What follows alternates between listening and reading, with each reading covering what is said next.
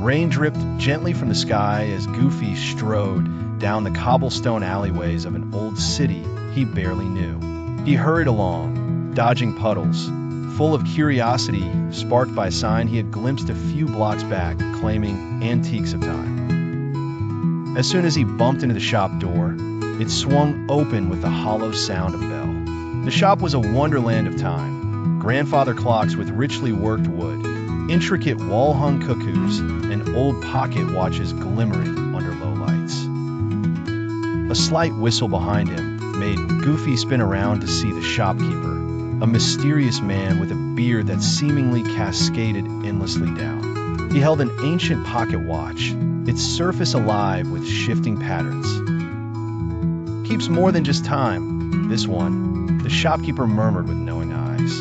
Despite the shopkeeper's cryptic air, Goofy's love for novelties and gadgets got the better of him. The transaction was quick, and the cryptic warning was forgotten soon after Goofy tiptoed out into the rain. Midnight found Goofy at home, sleepily examining his new purchase. Precisely as the clock struck 12, the watch blazed with enigmatic energy. The room quaked, and a whirl of clock gears encased his house. He barely had the presence to gasp as the familiar walls and corners dissolved like a mirage. In their place stood a magnificent clockwork museum. Gears of every size worked mechanisms in the open. The floor ticked like a metronome underfoot. Bewildered, Goofy spun as if to retrace his steps, alarmed by the surroundings, not realizing he was on the brink of becoming part of this place forever. Mickey, ever observant, was out late on an adventure of his own when he heard a commotion from Goofy's home. Finding his friend amidst ticking contraptions and shimmering wares, the sight made his heart lurch. A message etched itself into a clock face, shadowed in eerie blue. "Find the emerald gear before the 13th chime, or be lost in time forever." Introduced soon after was Chronos, a regal Persian cat with eyes that held the weight of centuries. This feline, wielding authority in every flick of his tail, declared, "Humans squander time. How fitting that you become the latest additions to my museum."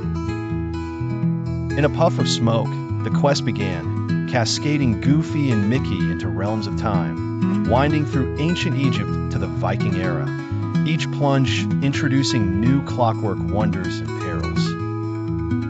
Ever adept at prodding folly into fortune, Goofy stumbled into a throne made of sundials, which inexplicably crowned him pharaoh. Meanwhile, language knew no barriers for Mickey as he unraveled riddles from the Sphinx itself.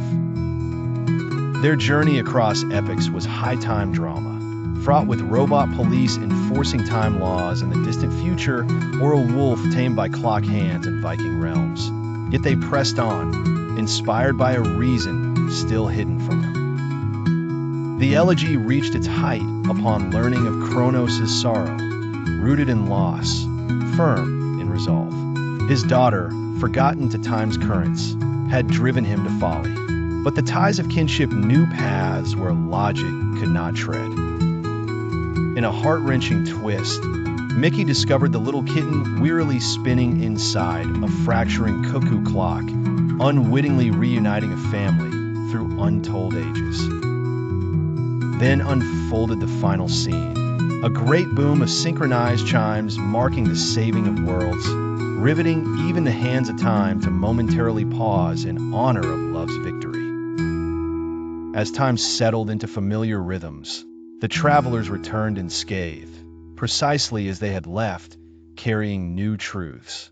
Goofy's watch told only today's hours.